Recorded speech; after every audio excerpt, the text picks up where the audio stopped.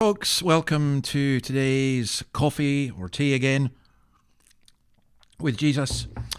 We are looking at John chapter 5. We are on to verse 31. This is Wednesday, beautiful day outside. When I'm done here, I think I'll go for a swim. And we're looking at something that Jesus says about himself. How do we, again, it's this question that we're often asked. How do we know? How do we know? How do we know? And Jesus answers this question over the next few verses. So let me read the verses first. If I testify about myself, my testimony is not true. There is another who testifies in my favor, and I know that his testimony about me is true. You've sent to John, and he has testified to the truth.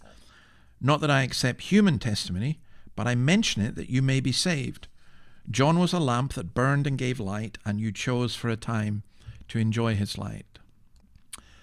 So what are we being told? When we're asked about believing in Jesus, we're told that we need evidence, and witnesses are vital. The best thing is always to have witnesses, but of course there can be false witnesses here. So notice what Jesus does here, which is quite extraordinary. He says his testimony is not true. If I testify about myself, my testimony is not true. Now, he doesn't mean that he's lying. That's not what he's saying. What he's saying is that legally he cannot be his own witness. So here in Australia, sometimes you have to get an affidavit or something, and obviously in other countries as well. And you would get it signed before a lawyer, or you'd get someone else to testify that. So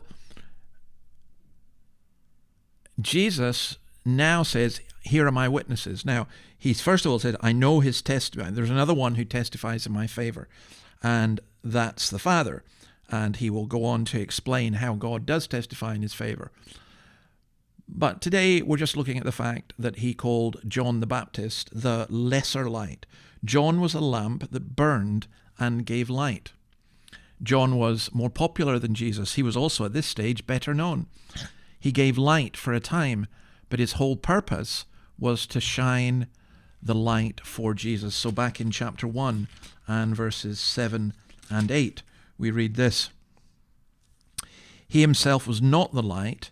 He came only as a witness to the light. Verse 7. He came as a witness to testify concerning that light, so that through him all might believe.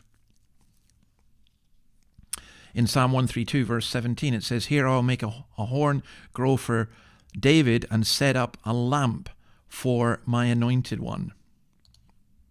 Now, all of that just simply means that Jesus says, I'm calling my witnesses. John the Baptist, who you all know, he's my number one witness. And you're enjoying his light for the moment, but it's going to fade. But my light will never fade. And I think we see that sometimes. Sometimes there are people who show us the way to Christ. They light the way to Christ, perhaps because of their character, perhaps because of their words, perhaps because of their ministry. But their light will always fade. We need to come to the true light that gives light to everybody. So, Jesus says, here's my first witness, John the Baptist.